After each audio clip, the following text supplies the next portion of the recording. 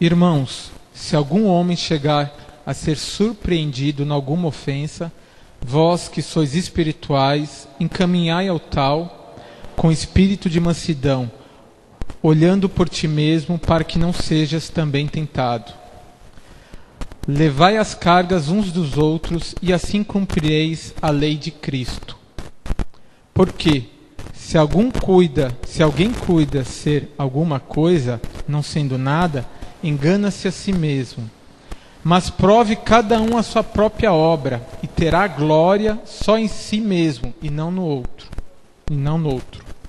Porque cada qual levará a sua própria carga. E o que é instruído na palavra, reparta de todos os seus bens com aquele que o instrui. Não erreis, Deus não se deixa escarnecer, porque tudo que o homem semear, isso também ceifará. Porque o que semeia na sua carne, da carne ceifará a corrupção, mas o que semeia no Espírito ceifará a vida eterna. E não nos cansemos de fazer bem, porque a seu tempo ceifaremos, se não houvermos desfalecido. Então, enquanto temos tempo, façamos bem a todos, mas principalmente aos domésticos da fé. Até aqui, irmãos. Irmãos, podem se sentar.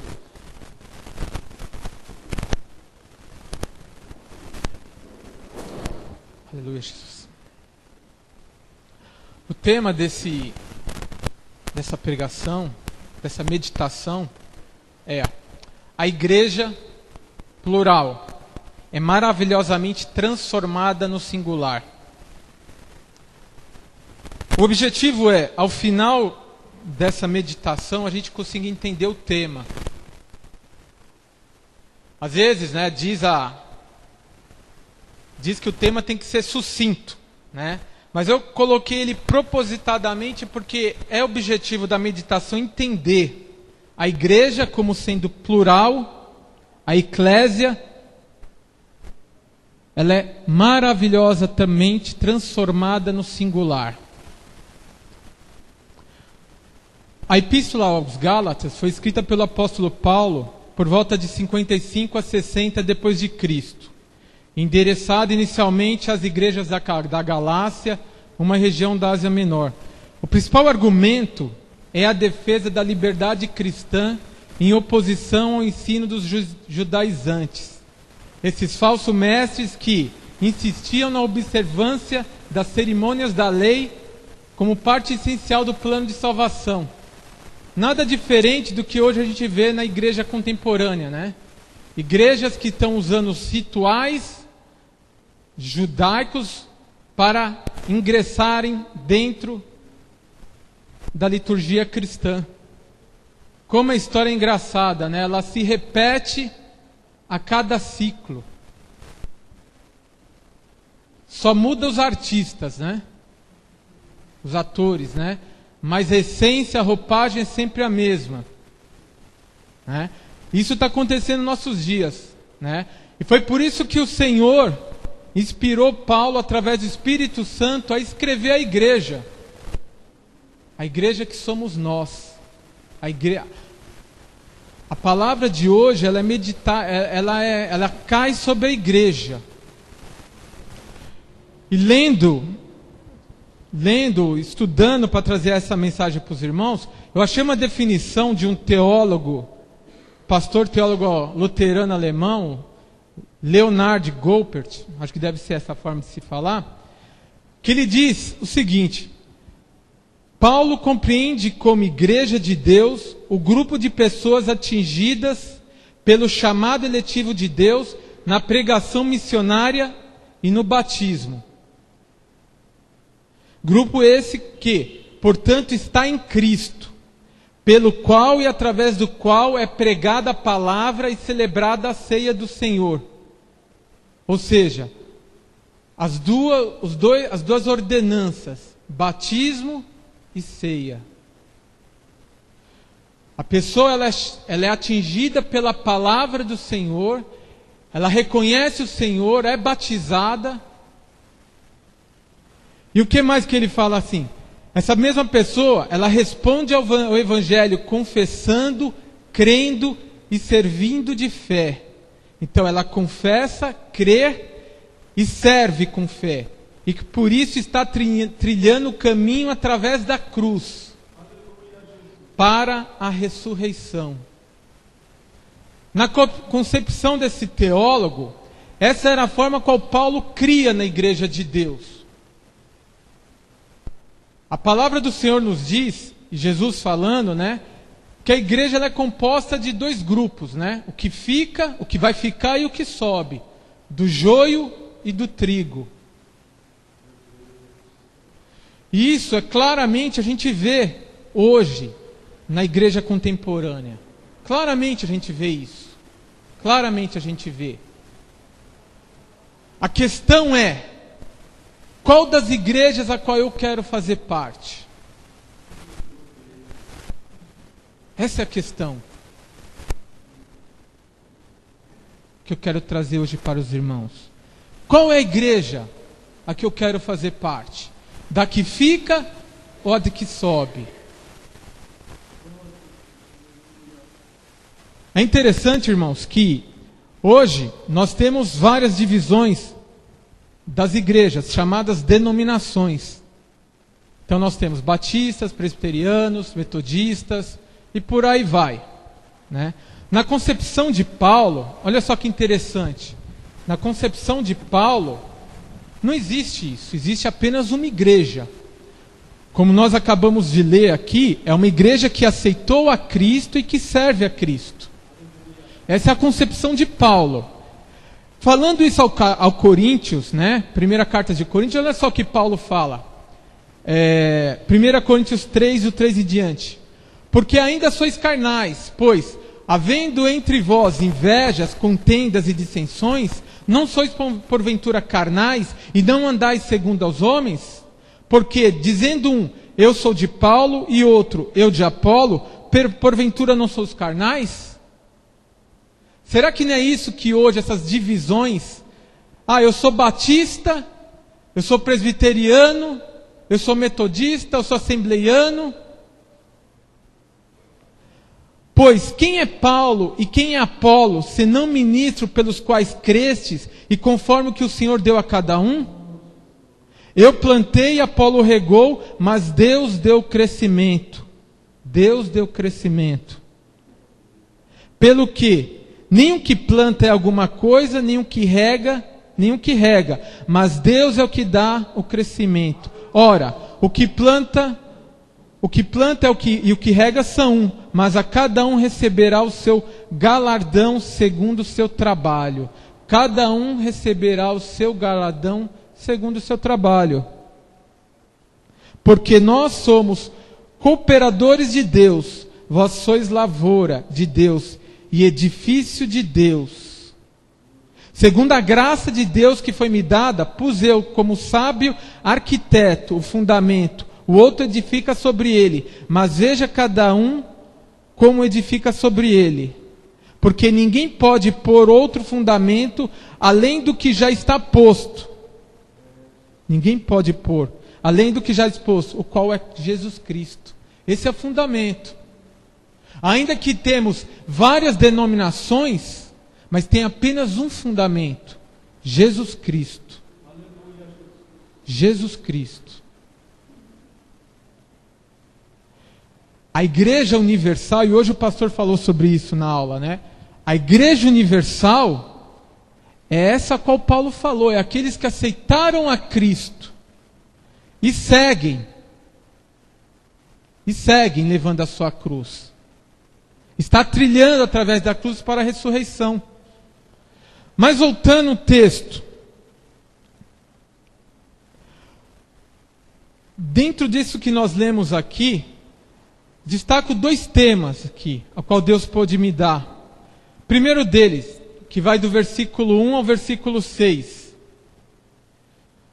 Paulo fala aqui, à igreja dos Gálatas, acerca do relacionamento interpessoal entre cristãos. A igreja, a eclésia, a reunião dos santos, a qual Paulo diz, ela é formada por pessoas que cooperam conjuntamente para quê? Para a obra do Senhor. Não existe um que se destaque mais. Existe sim aqueles que se colocam mais na presença do Senhor. Esses existem. E por consequência, tem um destaque maior.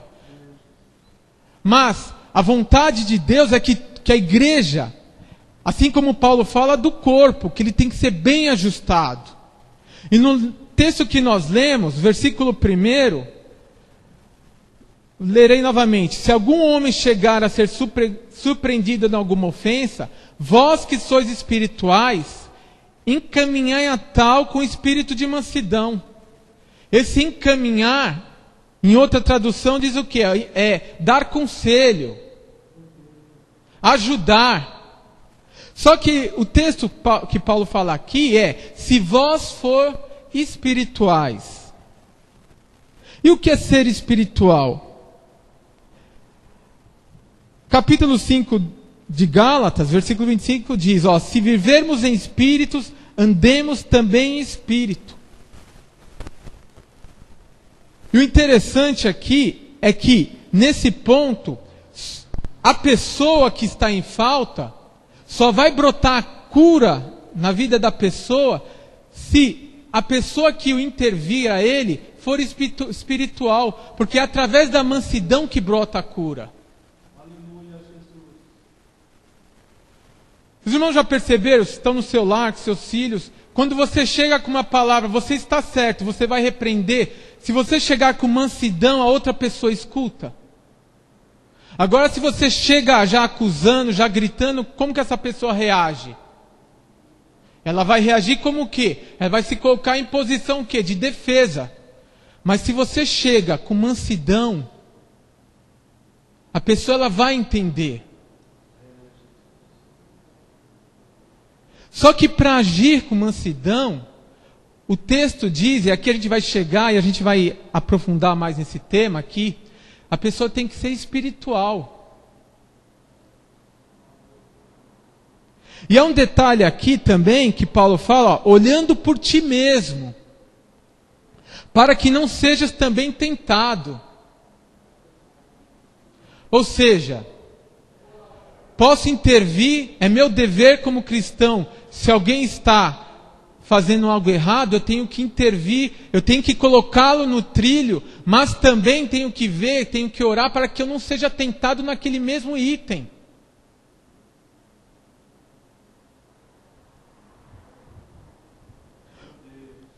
Segundo, levai as cargas um dos outros e assim cumprireis a lei de Cristo. Parece utopia de Paulo, né? Se a gente olhar hoje a igreja, a gente fala, poxa, é utopia isso dentro da igreja. Levar a carga um dos outros. Mas aqui é uma ordenança. É uma ordenança de Paulo para nós. Olha, levai as cargas um dos outros. E assim cumprireis a lei de Cristo. Nós só podemos cumprir a lei de Cristo se observarmos essa questão aqui que Paulo coloca. Gálatas 5:14 diz, porque toda a lei se cumpre numa só palavra, nesta: amarás o teu próximo como a ti mesmo.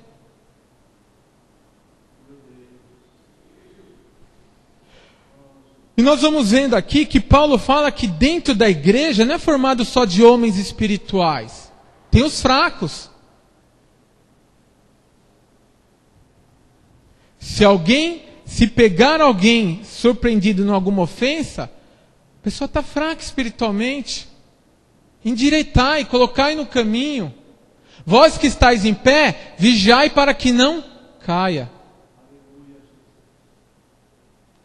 É vigilância constante. Não temos posição de primazia diante de Deus. Deus olha para nós em pé de igualdade. Deus, quando está em nosso meio, Ele contempla o nosso coração. Aqueles que estão com o coração aberto diante dEle, Ele começa a trabalhar. E qual que é o trabalho de Cristo?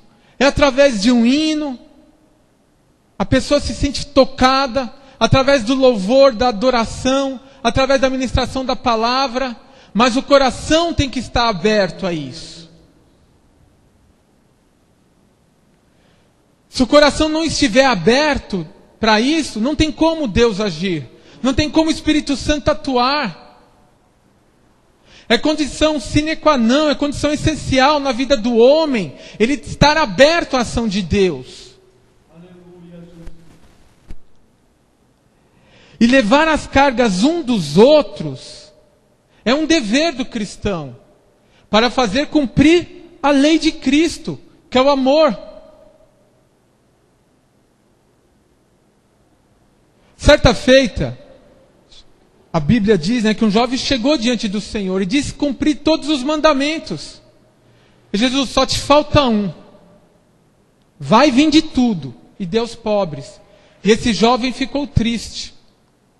Conhecida essa passagem pelos irmãos. E assim somos nós, muitas vezes na presença do Senhor. Jejuamos, oramos, buscamos a presença do Senhor. E Jesus fala para cada um de nós, olha, falta um. Falta um. Cada um que tem aqui tem um relacionamento particular com Deus. E cada um sabe o que falta diante de Deus. Cada um sabe o que falta. Nesse caso aqui, a exortação de Paulo à igreja é, olha, levai as cargas uns dos outros. Se vós não levares a carga uns dos outros, não tem como o ímpio vir até a igreja, não tem, e reconhecer ali que Cristo habita. Jesus disse aos apóstolos que o mundo conheceria através dos apóstolos, ou seja, através de nós. O mundo conhece Jesus através de nós, das nossas atitudes. A palavra de Deus ao mundo só faz sentido através das nossas ações, senão vira teoria.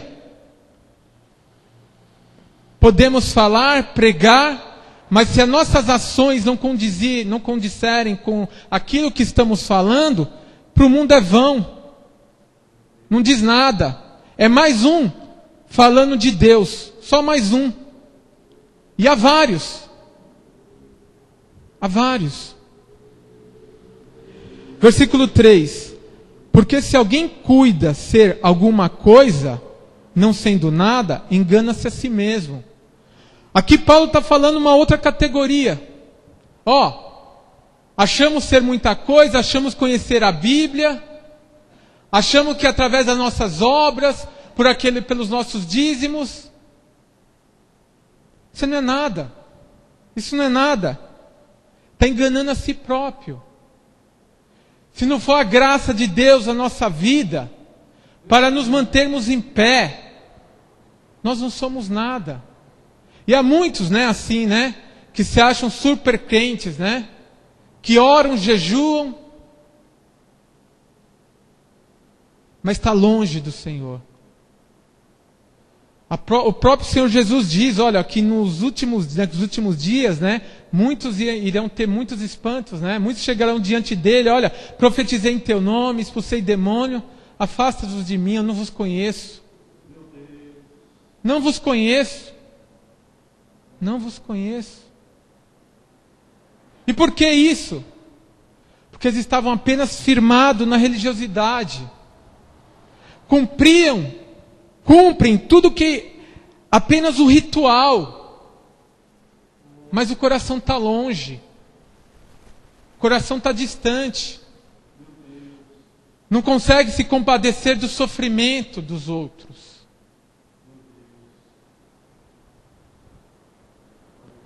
Versículo 4. Mas prove cada um a sua própria obra, e terá glórias só em si mesmo, e não no outro. Aqui o que Paulo está falando, olha o homem para si próprio. Não fique olhando a vida do irmão. né? Ah, porque o irmão faz isso, faz aquilo outro. Não, olhe para a sua própria vida. Os fariseus eram assim, né? Eles olhavam para o erro dos outros, mas os próprios deles não se importavam.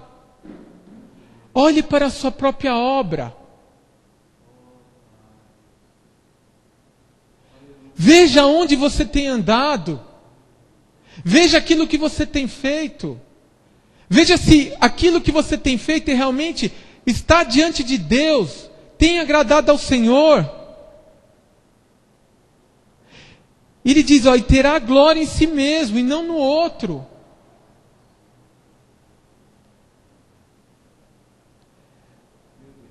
Aqui não, mas em igreja grande, eu vim de uma igreja que tinha muitos membros, os irmãos que eram de lá sabem disso. Era assim, era um tal de um cuidar da vida dos outros, um falando da vida do outro, porque fulano fez isso, ciclano fez aquilo outro, e aquilo fez aquilo outro, sabe? E o inimigo se andava naquele meio, da contenda, da fofoca. Como o inimigo, como as pessoas davam brecha para isso. Né? E a igreja não prosseguia, ela não prossegue. Por quê? Porque o inimigo trabalha. E a exortação e o conselho de Paulo para nós, olhe para a sua própria vida. Se coloque diante de Deus. Peça para Deus mostrar para ti aquilo que tu tens feito. Davi, certa feita orando, ele pedia a Deus que mostrasse os pecados ocultos, o que não era visível aos olhos deles. E assim somos nós também. Não somos diferentes de Davi. Às vezes Deus permite que a gente entre por uma situação e nós temos determinada reação que a gente se espanta com a nossa reação. Porque às vezes é oculto, foge do nosso habitual. E Deus permite isso. Para quê? Para mostrar a nós que nós sem Ele não somos nada.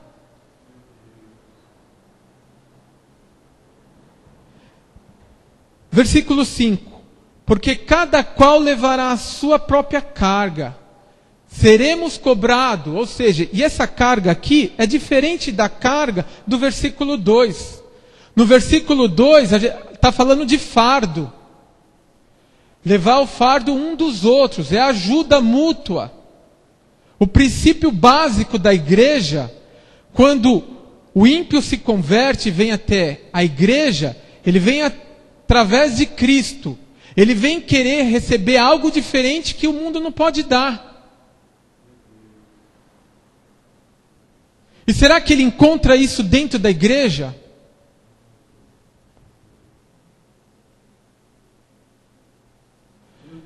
A uma das igrejas do Apocalipse, o Senhor falou isso, que estou à porta e bato. Se ele está batendo é porque ele não está dentro. Ele não está dentro da igreja. Ele quer entrar.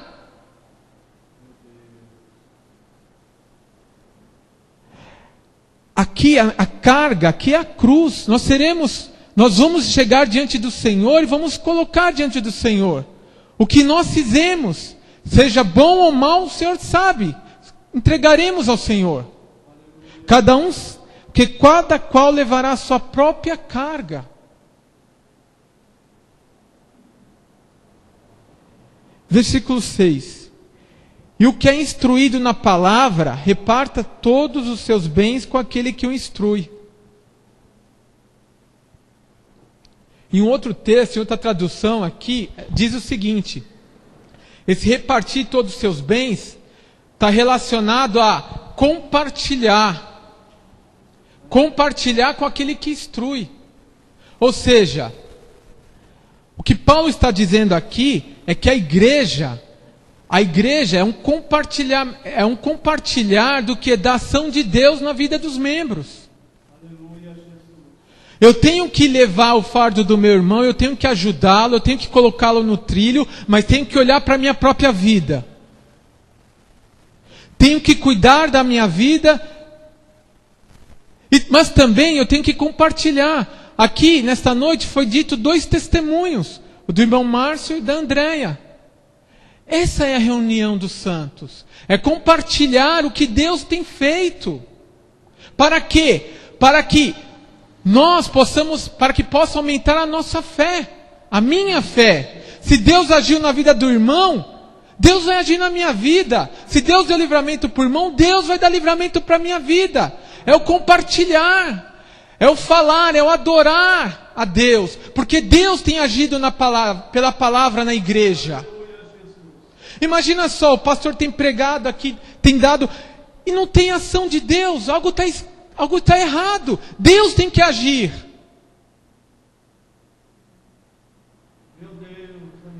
E aqui é o momento de compartilhar as bênçãos. Não apenas bênçãos materiais, mas principalmente as bênçãos espirituais. Aleluia, Jesus.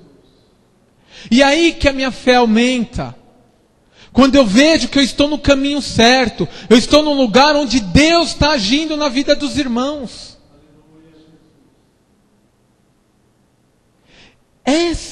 Esse é o relacionamento que Deus idealizou para a igreja. É o relacionamento, são pessoas de famílias diferentes, personalidades diferentes, mas unidas através de Cristo.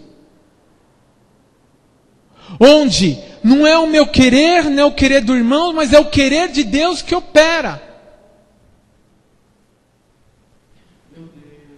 E quando nós começamos a entender isso, a igreja ela perde o sentido chulo da palavra.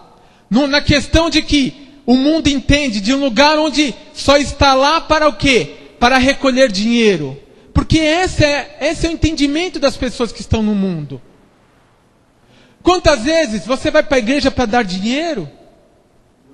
Não, eu vou lá para quê? Para adorar Deus, porque Deus tem feito algo na minha vida. E as pessoas não entendem isso, porque o próprio apóstolo Paulo fala que as coisas espirituais, o homem natural não entende as coisas espirituais. Não entende. A igreja é o local onde tem pessoas fortes e fracas espiritualmente, onde as fortes ajudam os fracos a trilharem o mesmo caminho de cruz, a cruz que chega até a ressurreição. Esse é o papel da igreja na face da terra, é ajudar uns aos outros. Segundo aspecto, tema que eu quero tratar nessa noite com os irmãos, se encontra no versículo 7 a 9, que fala da lei da semeadura e colheita. O conceito bíblico de semear e colher se refere às consequências dos nossos atos. Ou seja, é a lei que rege tudo que fizermos na nossa vida. Aquilo que a gente faz, a gente colhe. Seu estudo, seu trabalho, consequentemente, eu vou galgar, através desses esforços, algo para a minha vida. Se eu não fizer, não conseguirei. É a lei da semeadura. Semeadura e colheita. Versículo 7. Não erreis. Deus não se deixa escarnecer, porque tudo que o homem semear, isso também ceifará. Tudo que ele semear, tudo que nós semearmos, nós ceifaremos. É uma lei, e contra essa lei não tem antídoto. O interessante, irmãos, que essa lei, ela tá embasada, não sei se é bem esse termo, mas Paulo fala lá em Gálatas 5,16 em diante, fala das obras da carne e do espírito. E fala que é uma luta. Eu vou ler para os irmãos. Digo, porém, andai em espírito e não cumprireis a concupiscência da carne. Porque a carne cobiça contra o espírito e o espírito contra a carne. E estas opõem-se um ao outro, para que façais o que quereis. Ou seja, há uma luta na vida do cristão diária. Carne e espírito. E para onde nós tendermos carne ou espírito, é aí que nós vamos plantar e nós colheremos. É o que diz o versículo 8. Porque o que semeia na sua carne, das carnes ceifará a corrupção. Ora, e o que são as obras da carne? Paulo nos responde aqui no versículo 19 do capítulo 5. Porque as obras da carne são manifestas, as quais são prostituição, impureza, lascívia, idolatria, feitiçarias, inimizade, porfias, emulações, iras, pelejas, dissensões, heresias, invejas, homicídios, bebedices, glutonarias e coisas semelhantes a estas, acerca das quais vos declaro, como já antes vos disse, que os que cometem tais coisas não herdarão o reino de Deus. Não herdarão. A relação aqui é grande, né, irmãos? Relação grande.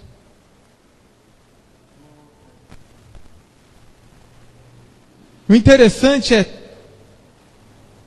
para onde a gente tender, a gente vai plantar e colheremos em cima das obras da carne ou do espírito. Porque o que semeia na sua carne, da carne ceifará a corrupção. Mas o que semeia no espírito, ceifará a vida eterna. E o que semeia no espírito, que colhe?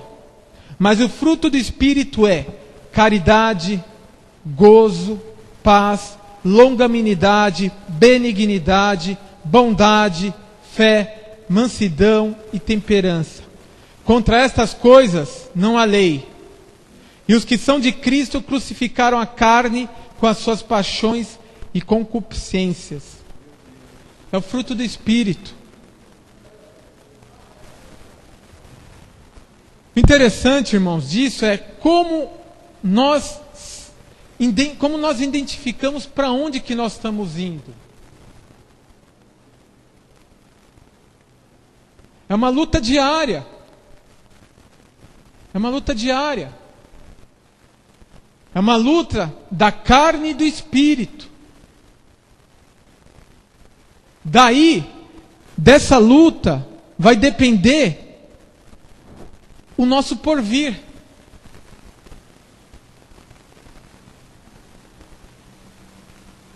Hoje, no meio cristão, no meio evangélico, já não se diz mais sobre isso. Não se prega mais. Porque é um tema que não atrai plateia. É mais fácil pregar sobre bem-aventuranças, é mais fácil pregar sobre o que Deus pode dar. Porque isso cativa os ouvidos das pessoas. Saber que Deus vai te dar algo é bom, e como é bom.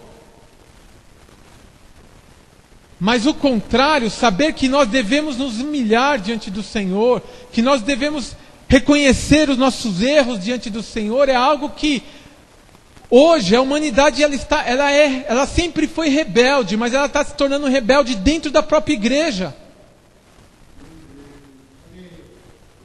Dentro da própria igreja. Porque Paulo, ele estava falando aos Gálatas, falando à igreja. Ele não estava falando ao mundo, ele não estava pregando ao mundo. É uma carta direcionada à igreja. E se ele estava falando isso, é porque ocorria, porque o Espírito Santo o direcionou e o motivou a falar, a escrever a isso à igreja.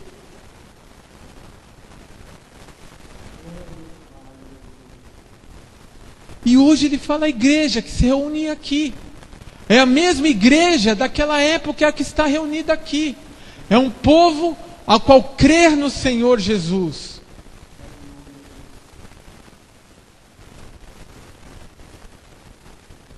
Qual igreja nós fazemos parte?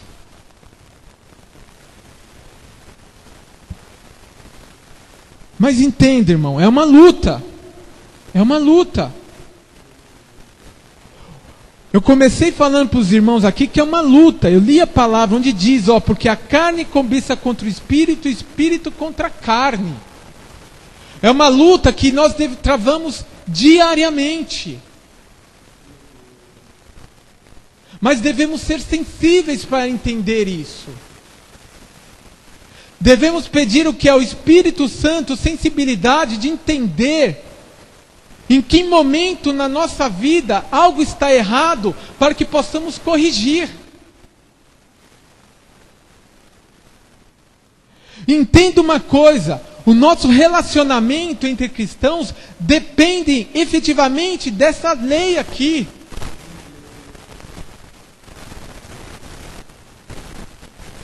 Depende, irmãos. Como que eu vou ajudar um irmão que está caído? Como eu posso dar uma palavra ao irmão que está caído? Se eu não for espiritual. Se eu não agir com brandura. Porque é através da brandura que brota a cura. Os legalistas, os fariseus, saduceus, eles apenas iam o quê? Na imposição, na acusação. Mas o Senhor não. O Senhor Jesus, ele tinha uma palavra que ia direto ao coração do homem. E essa palavra, quando chegava ao coração do homem, brotava a cura, a salvação. E essa palavra nós temos. Nós temos essa palavra. Mas nós não sabemos manuseá-la. Esse que é o problema. A palavra está aqui. Mas nós não sabemos manuseá-la.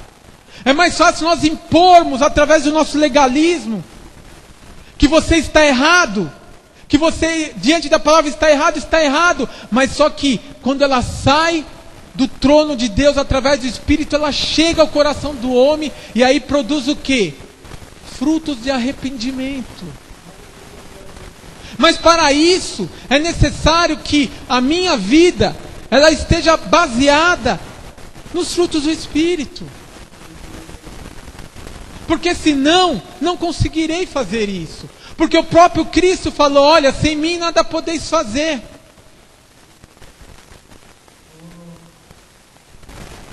Sem o Senhor Jesus não dá para fazer nada.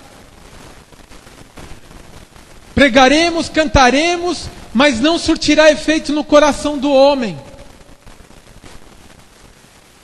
A palavra só surte efeito no coração do homem quando o portador dessa palavra está apto diante de Deus. Ela vai ao encontro às necessidades do homem. E o Senhor nos dá a palavra que vai ao coração do homem. E ali vai fazer morada. E ali vai transformar a vida do homem. Mas como ter essa palavra se muitas vezes estamos preocupados com as nossas próprias questões?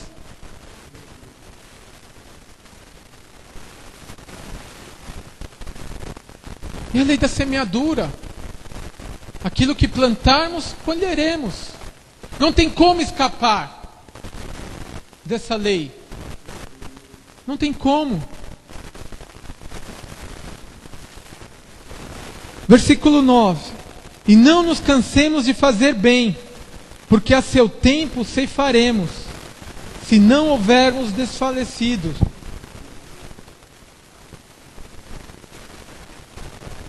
E o apóstolo Paulo, ele fala, olha, não se canse de fazer bem.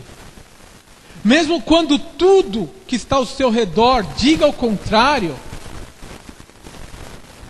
Mesmo quando você for taxado,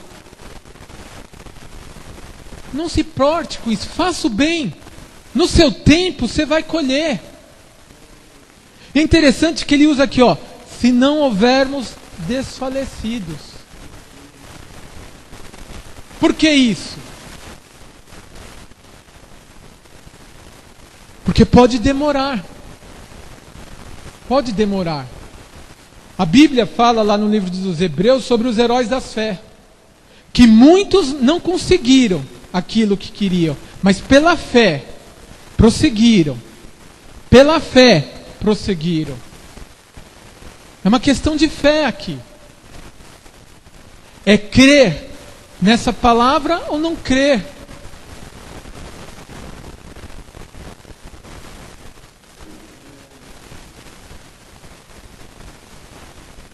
Versículo 10.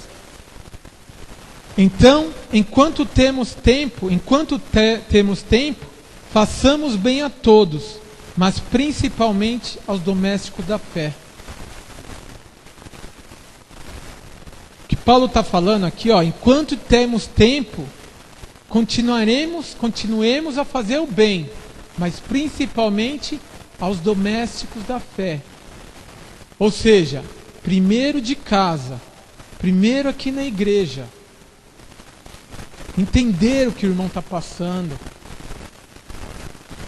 Ter uma palavra de conforto. E aqui, ele fecha esses dois tópicos. Porque o fazer o bem, só consegue fazer o bem quem está no Espírito.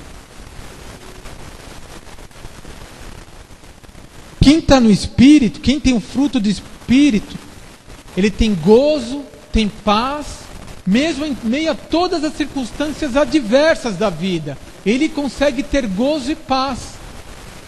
É contraditório isso, né?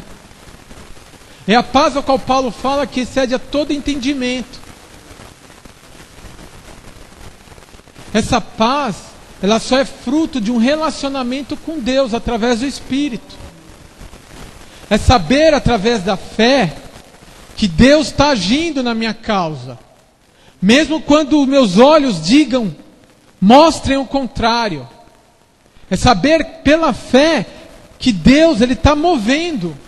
Ele está transformando. E quando eu tenho consciência disso através da fé, eu consigo ter uma palavra de paz. Uma palavra de conforto. Ao meu irmão que está caído. Eu consigo falar, olha, eu passei por essa situação e Deus me deu a vitória. E Deus vai te dar a vitória.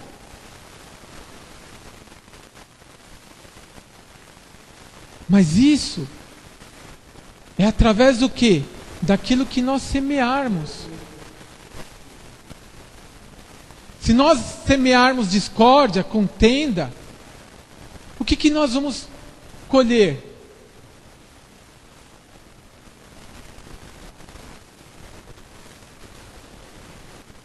A igreja do Senhor é em primeiro lugar, é um relacionamento vertical com Deus, e desse relacionamento vertical me dá condições para relacionar com os irmãos. Se eu não consigo ter um relacionamento com o Senhor, com Deus, como eu vou me relacionar com o irmão? Se eu não tiver certeza que Deus age na minha vida, que Deus Ele está cuidando da minha família, da minha vida, dos meus problemas, como eu vou conseguir relacionar com os irmãos? De forma tranquila.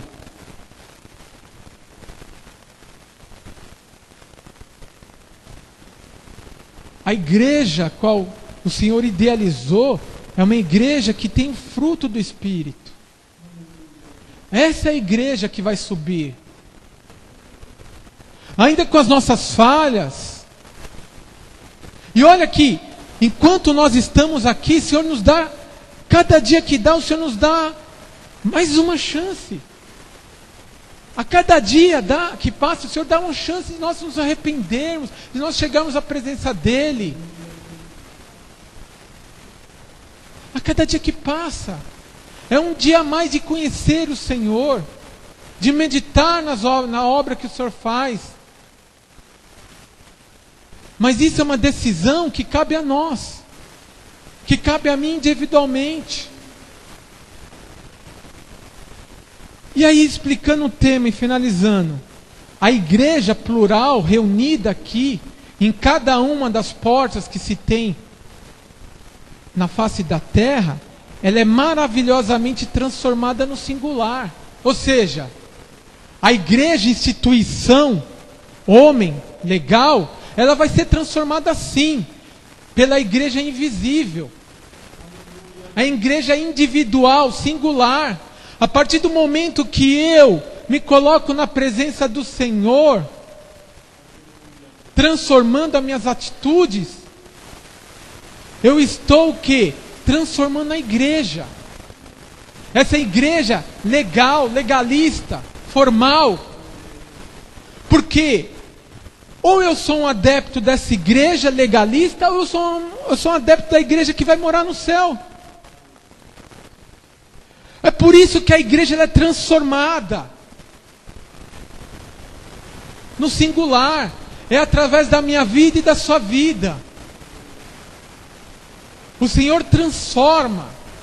Mas para isso, nós precisamos buscar dia a dia uma luta, travar uma luta, não com o diabo. Não é contra o mundo, mas é contra o meu interior. O próprio Senhor Jesus diz, aquele que quer vir até a mim, negue-se a si mesmo, tome a sua cruz e me siga. É aceitar essa cruz. E essa é a palavra do Senhor nessa noite. A igreja invisível. A igreja invisível, qual Deus ela está presente na igreja. E qual dessas duas igrejas eu faço parte? E aí é uma pergunta que somente eu posso responder. E você pode responder.